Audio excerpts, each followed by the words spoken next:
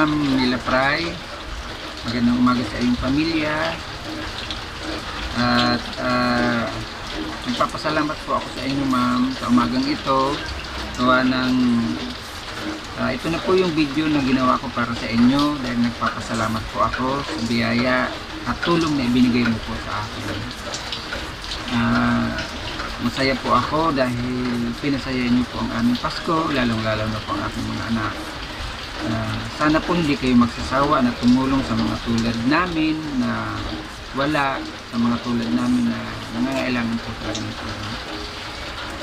Ma'am, ito po ang aking mga nabili. Ang nabili ko po ay 4 na sakong semento, nakabili rin po ako ng bigas, at nakabili rin po ako ng grocery. Ibigyan ko rin po ang aking mga anak ng pambili ng kanilang damit. Kasi nakabili rin po ako ng ulam. Nung kakakuha ko po ng pera, bumili po ako ng ulam para sa mga anak kong makukulit.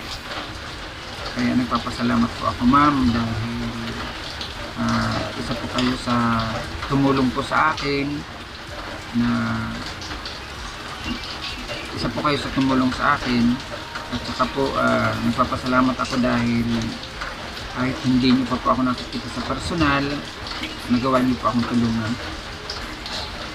Lagi po kayong mag-iingat niya sa inyong trabaho dahil nakita ko po ang inyong trabaho. Isinet niyo po sa akin messenger ang video na hindi ko po sukat akalain na magagawa niyo po yung trabaho niyo.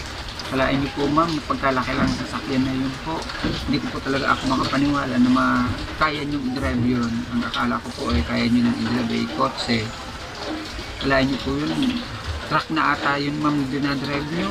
Parang trabaho na po ng panlalaki yun. Hindi ko pa talaga sukat akalain na kaya nyo madrive ang ganong klase ng sasakyan. 6-wheeler na po ata yun na dinadrive nyo. Kaya lagi po kayo mag-iingat, magdadasal po kayo lagi, napatnubayan po kayo ni Lord na lahat po ng pagsubok din sa buhay makaya nyo. Pero alam ko po na isa po kayong matatag na tao dahil marami na rin po kayo napagdaanan na pagsubok sa buhay. Kaya po kayo pinagpapala ni Lord. Dahil sa mga isinet niyo po sa aking video, isinet niyo po sa aking picture na talagang pinagpala po talaga kayo, ma'am. Talagang tama lang po na ibinigay po sa inyo ni Lord ang ganong klase ng pagpapala, ang ganong klaseng kabuhayan. Kaya isa po kayo sa mga taong mga maswerte na kahit nagsasakripisyo dyan sa ibang bansa, nagsasakripisyo dyan sa Switzerland, pero talagang maswerte po kayo talaga.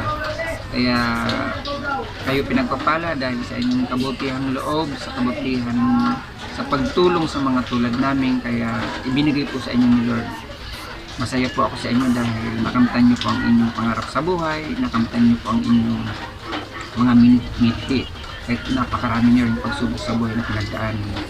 Kaya ma'am, sa umagang ito, nagpapasalamat po ako sa inyo. Guys, huwag niyo po palang kakalimutan na i-subscribe ang aming YouTube channel, Ricky Uragon Vlog. Paki-like, share at comment na rin po kayo. Huwag niyo pong kakalimutan na pindutin ang notification bell para updated po kayo sa aking mga susunod na gagawing mga videos. Bye bye po. Magandang umaga, and God to be the glory. God bless you all. Merry Christmas and advance Happy New Year sa inyong lahat.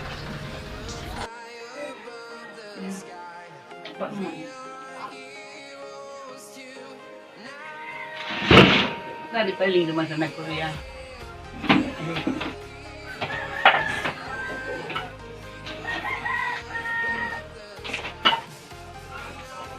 Ito yan mga kusina. Mga din kung nagtatanan, mga sanat kahoy.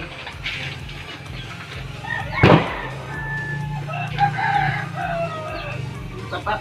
So! So! May ipot ka naman to.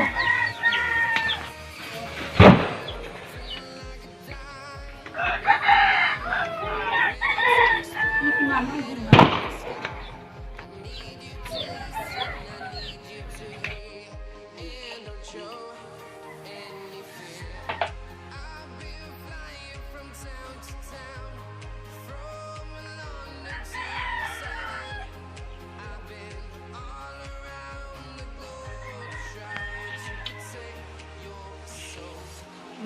Malaho, ang mga pinto sa ako.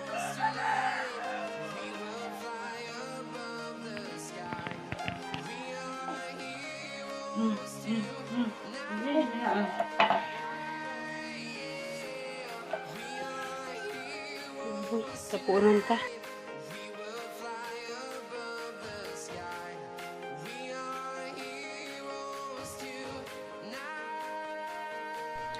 Ma'am Mela pa, ito nga pala yung nabili kong bigas. Bumili nga pala ako ma'am ng isang kaba na bigas. Magandang umaga guys. Yan nga pala Ma'am Mela Fry. Yan nga pala yung binili ko na ulam namin.